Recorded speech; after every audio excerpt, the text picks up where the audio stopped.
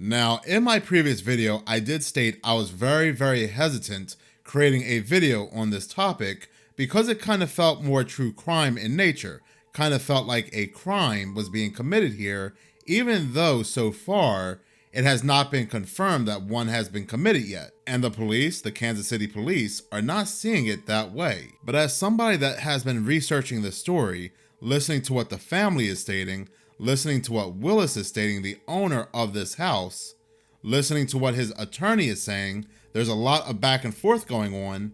And now we have this fifth mysterious friend that states he was there, and what he is stating is conflicting what Willis is stating. It sounds like there is more to the story than what's letting on. Sounds like we do have a very big mystery on our hands here. As people who are just watching these news stories and reading these news articles, we can only speculate. Was it a narcotics overdose? Was it some kind of fight between these men? Did these men really freeze? There is a lot to speculate here. There are even those who are questioning Willis's career. He is a certain jab scientist. So there are those that believe this could have been an experimentation gone wrong. There are even people that believe this was some kind of ritual, the number 3, the occult. So they are even putting that together. Now, it's one thing where we speculate. We, the public that are reading these stories, speculate. But it's another for the family to come out and say, everything they have been told so far makes absolutely no sense. We have the parents of these men, the fiance of one of the men, and the brother of one of the men coming out and saying everything they've been told so far is just asinine. You mean to tell me these 3 big men just froze and collapsed all at the same time? They were not seeking any type of help. They were not seeking any type of shelter.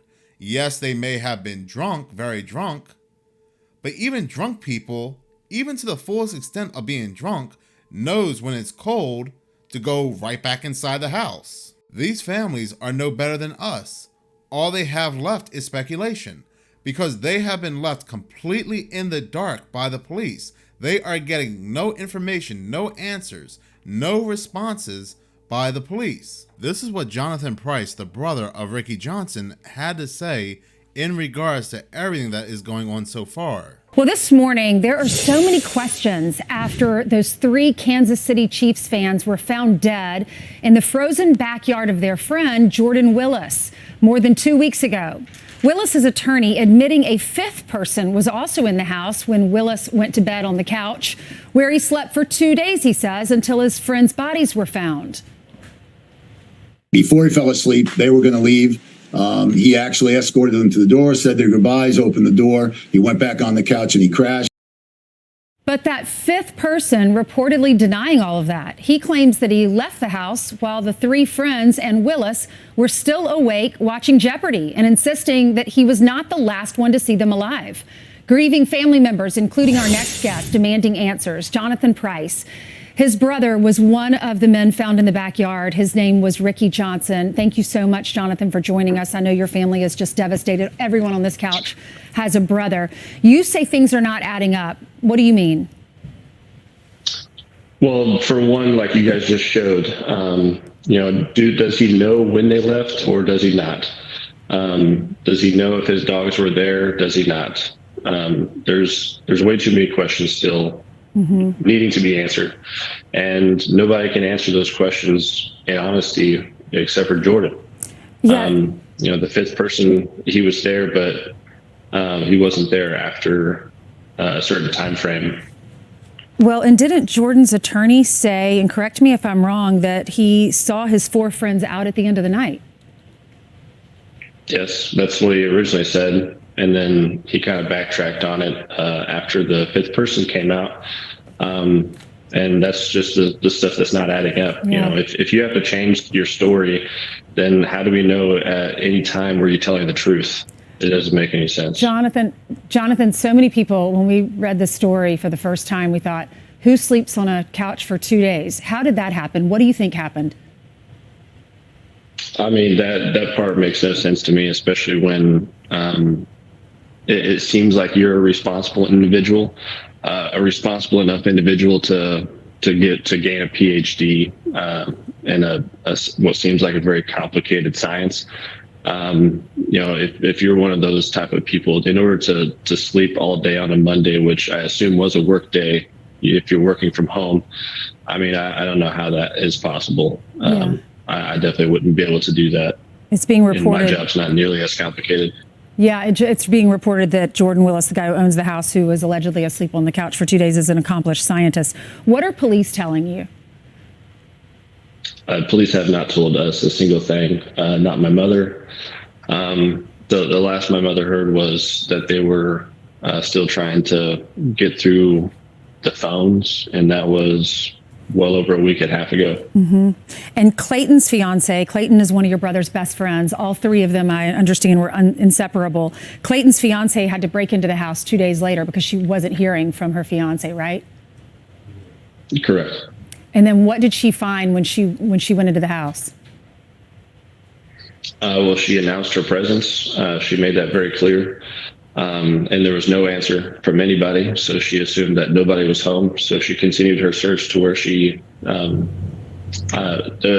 official statement wasn't actually released, so I don't know who she found on the back porch. But as soon as she found someone on the back porch, she immediately called the police. And when the police showed up, that's when Jordan answered the door as if he had no idea anything was going on. And from there on, it was we haven't really gotten something we can call the truth from him anyway. And then the three men were found in the backyard. Were they frozen to death? Well, the official cause of death is not stated, but they do say at the very beginning that they did freeze to death. Yes. Yeah. Were there any drugs involved? Have you gotten toxicology reports back? No, toxicology is still waiting for a couple weeks, they said.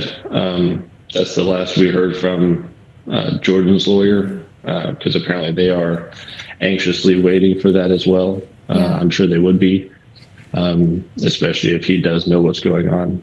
Jonathan, I know that the police are conducting this investigation, but what's your family going through, especially not having any answers?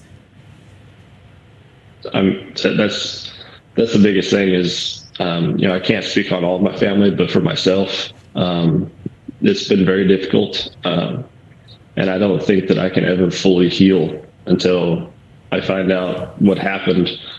And I'll never be fully healed. I admired my brother so much. What was he like? I looked up to him. Huge sports fan. Everything sports, no matter what it was. His three beautiful daughters, he loved them to death.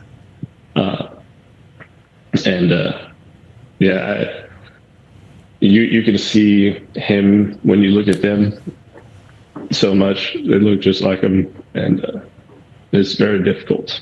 How are they doing? Well, not all of them understand. The older two, definitely going through a very hard time. Gosh. I'm not sure if the youngest one fully understands right now, being 4.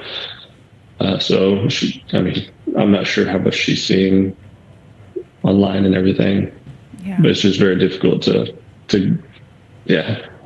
Jonathan, this is a very important story. Everyone is concerned about this because we all watch football. We've been watching the Chiefs, and we can all relate to this story. We go to tailgates. We go to people's houses to watch games, and we all bring a dip or chips or whatever. And this happened to your family, and it's just so bizarre. You're in our prayers. God bless you so much, Jonathan.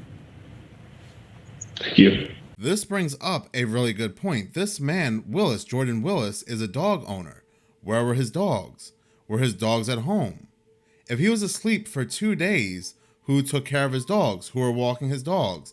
Dogs will make a lot of noise letting you know they're either hungry or have to go to the bathroom. Now, I know everybody's not like me. I do walk my dogs, but sometimes if I have a hangover or if I'm sick, I'm not feeling well, what I'll do is I will let my dogs go out back, do their business, and then I'll bring them back in. So this raises a really good question. If his dogs were there at the home and he had to let his dogs go out to go to the bathroom, did he A, either walk his dogs to the front, where he would have easily seen his friend's car still parked there at that same spot, or did he B, since he wasn't feeling well and he was sleeping on the couch for over 2 days, did he let his dogs just go out into the backyard? And if he did, how did he miss the bodies? I would also like to know, where was Jordan as the fiance was walking through the house making herself known? She was yelling that somebody's here. Did he just not hear her? Was he asleep?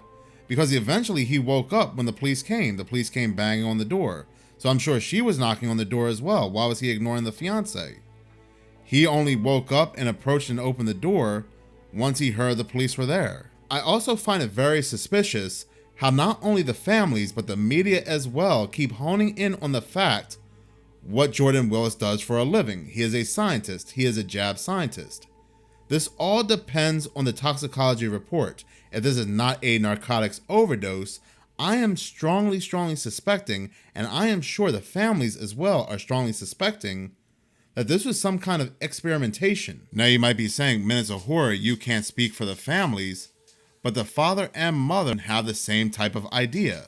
Parents of the Chiefs fan found frozen alongside 2 friends in the yard think the trio was drugged, dragged outside by the scientist's friend, and they do believe he concocted something. Ricky Johnson's father, Ricky Johnson Sr., stated his son was not irresponsible and that he would not have gone outside in the snow without a coat to freeze, stating, I believe Jordan Willis drugged them, dragged them outside, and waited 2 days to call the police. Johnson's mother, Norma Chester, shares the exact same theory, while conceding it was just her thinking rather based on any specific evidence. Even if Jordan Willis is innocent of any wrongdoings, which currently he is innocent before proven guilty, you can't blame the family for speculating. You really can't, because of all the back and forth, all the conflicting information that the lawyer is giving. On top of that, you have this mysterious 5th friend that is conflicting everything that Jordan Willis is saying. Then we have the police that act like they want nothing to do at all with the families. The families are even worried that this is just going to be treated like another OD case. So we can't blame the families at all for speculating, given all the bizarre information that they have been given. Now, the parents of these men are stating that the victim saw something that they shouldn't have seen, that maybe Willis was working on something, or in a drunken moment, he blurted something out that he realized could get him in a lot of trouble and decided to take these men out in a very sneaky way. The families believe that because Jordan is a scientist, he was working on something, perhaps something that would negatively impact people they found out, and so Jordan took them out. He gave them something laced, maybe he even spiked their drinks. So now these families are not even trusting the toxicology reports. Because if it does come back that these men did overdose on something, well, how are you going to prove that Jordan Willis was the one that gave it to them? Unless that they do find whatever's in their system does come directly from his lab, it's going to be kind of hard to prove. Now, like I said, Jordan is innocent before proven guilty, but to be honest, with everything going on, it just does not look good. And we can't assume guilt because he's a scientist, but personally me, when I hear anybody is working on jabs, that really perks my ears up. In any case, thank you so much for watching. If you like this channel and you want to see more, please subscribe. If you're already subscribed, please like, as any engagement does help the channel grow. Once again, thank you so much for your support.